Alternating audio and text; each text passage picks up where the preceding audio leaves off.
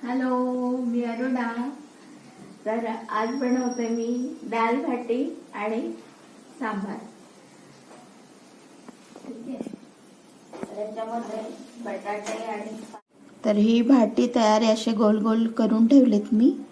आणि ह्या पिठामध्ये काय घातलंय मी सांगते.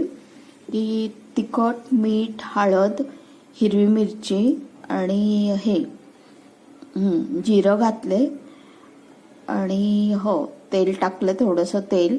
आणि ह्याच्यात पीठ आहे, गव्हाचं पीठ आहे, थोडंसं डाळीचं पीठ आहे आणि रवा आहे. आणि मग हे छान भिजवून ठेवलं. तेल पण भरपूर घातलंय पिठामध्ये. आणि मग हे भिजवून ठेवायचं चांगलं अर्धा तास तरी. आणि मग नंतर अशी गोल गोल भाटी करायची. आणि नंतर हे तेल छान गरम झालंय तर बघा मी आता हे भाटी अशी छान तळते.